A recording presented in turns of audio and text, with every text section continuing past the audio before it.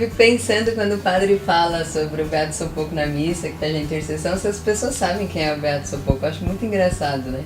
Enfim, nós os pedimos, tende piedade a todos nós, e dai-nos participar da vida eterna, com a Virgem Maria, Mãe de Deus, Senhora de Fátima, São José, os santos apóstolos, e todos que este mundo serviram, São João Paulo II, Santa Faustina, Beato Sopoco, a fim de nos louvarmos e glorificarmos por Jesus Cristo, vosso Filho. Não, viu? Você sabe quem é o Beato Sopoco? Eu fiquei sabendo, assim, também foi por acaso. Quando eu fiquei sabendo, a primeira vez que eu ouvi falar Beato Sopoco, pra mim foi, passou na minha cabeça assim, hã? Quem é esse homem? O que ele fez? Por que eu tenho que conhecer ele? E aí eu fui pesquisar também, fui tentar conhecer um pouquinho pra tentar entender quem se tratava. Por que ele é importante pra gente, né? Por que ele é importante aí pra misericórdia? Eu só ouvi falar também quando a gente começou muito a falar da Divina Misericórdia, através do Diário de Santa Faustina, que eu entendi que realmente ele é o cara. Ele fez muita coisa e a gente nem tinha ideia. A vida dele é algo impressionante de se ler e de se pesquisar. E aí, assim, a gente foi pesquisando, eu não sei se vocês viram, né, a questão da infância, né, tudo começou lá na infância, porque ele veio de uma família pobre, mas uma família muito religiosa. E aí, o ambiente que ele nasceu, né, que ele foi criado, isso despertou nele a vocação. Então, por mais que tinha as dificuldades, questões financeiras, a família sempre demonstrou, assim, valores, né? Um fato interessante é que para ir para missa, ele percorria uma distância de 18 quilômetros de carruagem. E a gente com preguiça de ir na missa. Ali na esquina. Então, o cara ia 18 quilômetros de carruagem para ir para missa. Então, isso veio desde, né, essa questão religiosa dele veio do berço, despertou ali na infância. É interessante a gente saber isso, Dani, porque também desperta em nós, né, o desejo de criar os nossos filhos, né, dentro da igreja, mostrar para eles o caminho, enquanto isso vai fazer a diferença lá no futuro. E o interessante também, assim, faz toda a diferença, e o interessante também é fazer o link com Santa Faustina. Sim. Porque ela também teve uma família muito religiosa e também despertou na infância. Também muito humilde. Muito humilde e também despertou na infância essa necessidade, essa vontade de se consagrar ao Senhor. Tanto que a gente vê que essa vontade dele de ir para a missa, percorrer 18 quilômetros, fazia parte dentro de casa também. Ele e a família dele oraram todos os dias, oravam. Tanto que ele entrou no estudo do sacerdócio em 1910 e se formou o sacerdócio em 1914, em junho. Ele foi, né, nessa parte da juventude, ele já, como o Marcos falou, ele foi para o seminário. E aí, depois que ele se ordenou, ele foi para uma paróquia. Mas não satisfeito com o serviço, ele foi ser vigário nessa paróquia. E não satisfeito em servir somente como vigário, ele pediu mais tarefas, porque ele falou que ele não estava sobrecarregado o suficiente. Ele queria mais trabalho. E aí ele foi dar catequese para alguns jovens. Alguns, pouquíssimos. E nesse meio aí, nesse ano, ele fizeram a primeira comunhão. Quantas crianças? 500 crianças. 500.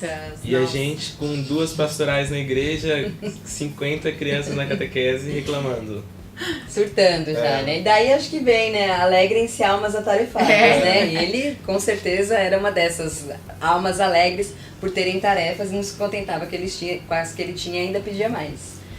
E não é só isso. O cara não fez só isso. O cara, ele abriu escola, ele trabalhava, fazia parte do trabalho curto. Isso, ele uma parte meio cultural, mas ele também foi pro ministério lá da guerra, lá da parte militar. O cara fazia tudo, gente. E ele... Não, e é assim, ele foi lá pra pastoral militar, mas ele não ficou ali nas redondezas. Ele quis ir pro campo, ele foi pra guerra, ele foi lidar lá com os soldados.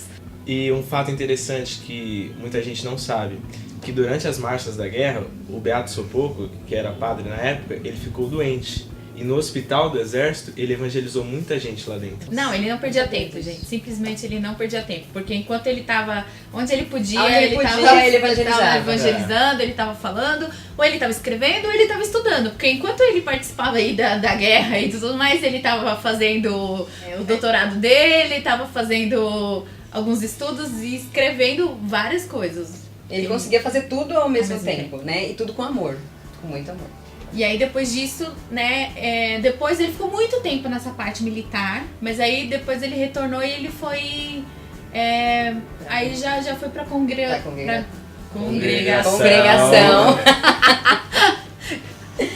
E aí ele, foi a partir daí que houve o encontro dele com a irmã Faustina.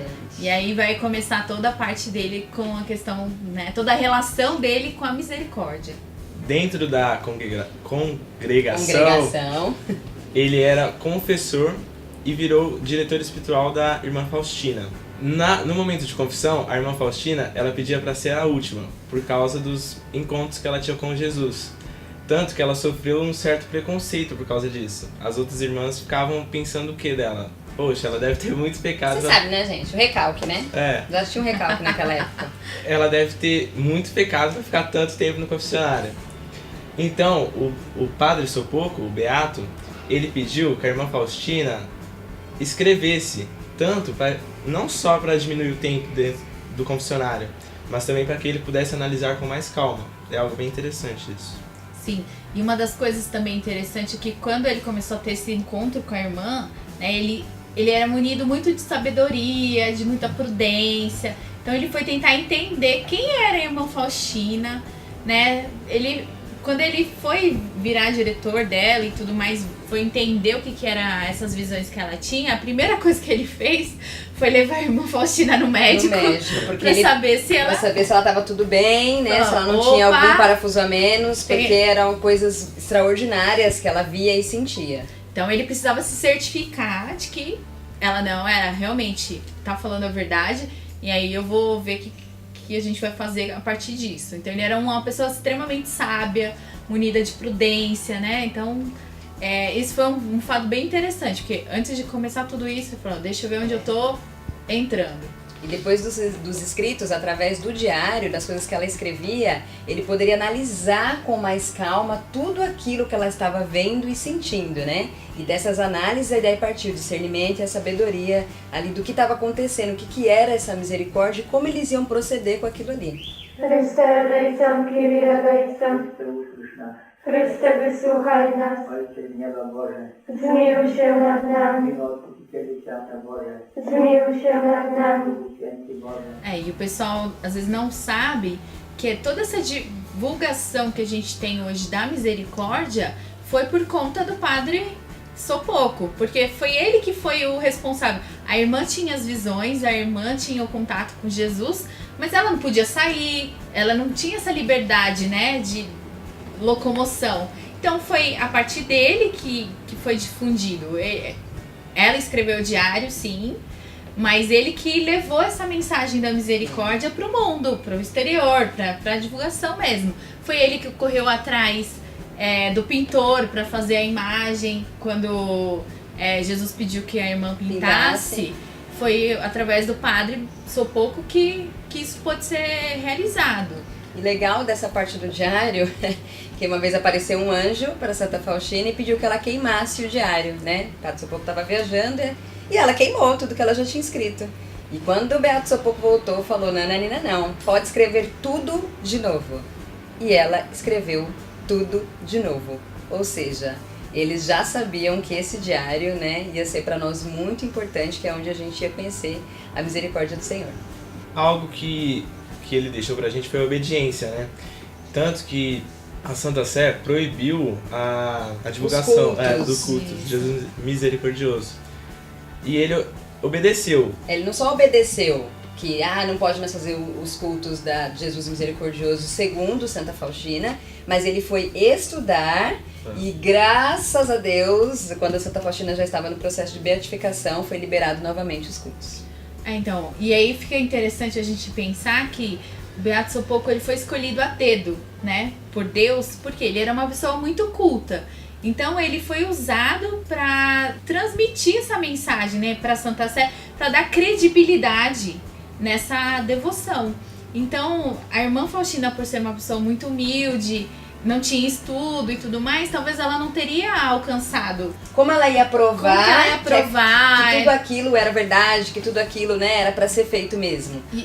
E aí o Beato Sopoco entra nisso, né? O Senhor, Deus é tão sábio que escolheu o Beato Sopoco, que era uma pessoa culta, estudada, assim, extremamente intelectual, para poder fazer essa parte, fazer essa elo de ligação, para mostrar para Santa Sé, olha, tem credibilidade, vou te Tem mostrar aqui, ó, fundamento. tem fundamento. Então, é muito legal ver essa união dinâmica também foi da história, perfeita, né? Foi. É algo tão impressionante que em uma das visões da irmã Faustina, Jesus falou para ela: eis aí o homem que vai te ajudar a divulgar a minha misericórdia. Isso.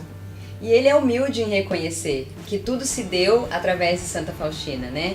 Que Deus precisou mandar uma humilde serva para divulgar a misericórdia dele. Então essa humildade dele também nos faz rever e pensar em muitas coisas. Então, ele poderia ser um cara meio arrogante, porque ele tinha toda uma bagagem para ser.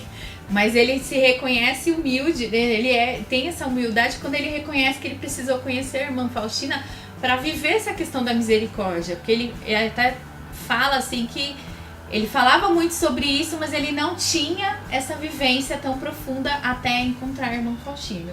Isso é muito lindo também da gente ver. Tem aqui uma parte do diário que é 1408, se você quiser acompanhar aí. A Santa Missa foi celebrada pelo Padre Sopoco. Participei dela e durante a celebração vi o menino Jesus que, tocando com um dedinho à fronte desse sacerdote, disse-me: o pensamento dele está estreitamente unido com o meu. É isso que a gente estava acabando de dizer. E, portanto, fica tranquila quanto à minha obra. Não permitirei que ele se engane e nada faça sem a permissão dele. Então é essa união perfeita, Santa Faustina entender que ela precisava fazer tudo que ela tinha que fazer, mas seguir as ordens do Beato Sopoco e ele entender também que ele precisava dela. Então realmente foi a união perfeita para a gente conhecer a misericórdia. E a gente deve muito ao Beato Sopoco para conhecer a misericórdia. Se a misericórdia hoje está difundida e alcançou a tantos e a gente vive e conhece tanto, e se fala tanto disso, muito graças ao Beato Sopoco, porque foi ele que correu atrás para que isso pudesse acontecer. Ele é um dos nossos padroeiros e vamos começar a pedir milagres para ele, porque ele tá louco para virar santo. Então vamos começar a pedir graças e milagres para ele, para que ele possa virar santo sim, porque ele que tem nos ajudado a viver essa misericórdia, porque não basta conhecer a misericórdia tem que ser vivida. Essa é a mensagem que ele deixa pra gente.